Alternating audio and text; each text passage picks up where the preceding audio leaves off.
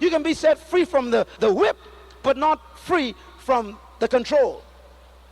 I think about our third world countries. Some of us have been independent for 20, 30 years, and we still colonialized. Why? Because independence doesn't set you free. Independence gives you deliverance, but not freedom. And you can be independent and still be in bondage to a 30, 40, 60, 100-year-old conditioning that you haven't changed. And it's hard to change your mind. Say it with me, it's hard to change my mind. Say it loud. It's hard to change my mind. Say it again. It's hard to change your mind. And the Bible teaches clearly, as a man thinketh, so is he. Not as a man believeth. That's why even though you may believe in Jesus, it doesn't mean you think freedom. And so in order for Egypt to lose its hold on us, we need to be reconditioned. Paul says we need to have our minds renewed. And so bondage brings laziness, hatred for work. Slavery brings lack of creativity, and most of all, irresponsibility. And I tell you what, one of the most dangerous things that oppression brings is low self-esteem. If I have ever seen bondage, it's in this area. I've seen great people with great gifts who hate themselves. I've seen people with great anointing who hate themselves. I've seen people with great talent and great abilities who hate themselves. I went to a Christian university, a great university. And that university taught us a lot of academics. It even taught us a lot of physical discipline.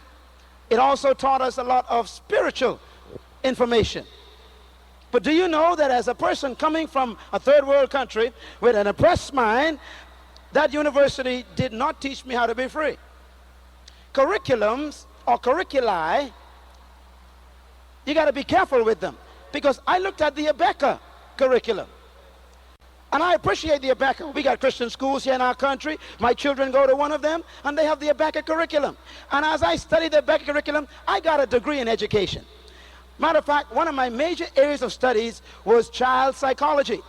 And when I learned how children learn and how they develop curriculum to teach children, I discovered that most of the curriculum that we, even in the formerly oppressed areas, and I say that very guardedly because most of us still are, but where oppressed people are, one of the problems is that we adopt the educational system of the oppressor.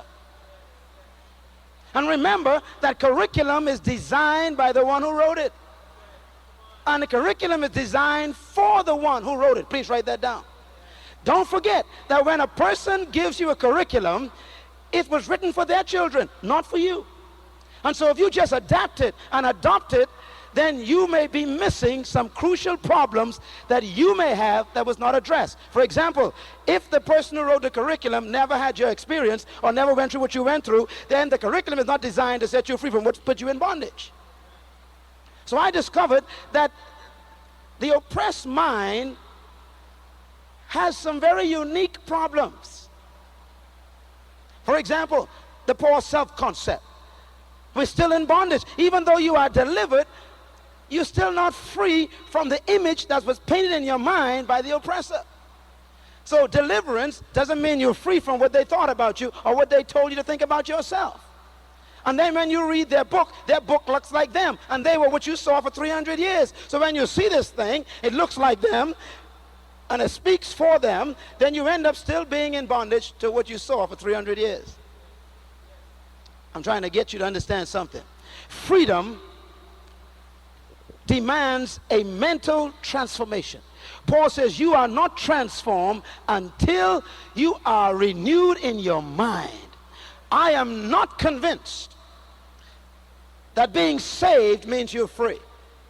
I am sure being saved means you go to heaven, but you will have hell on earth. Because if you don't be set free, renewed in your minds, then you will be a candidate for heaven, but you'll not be fit to live free on earth.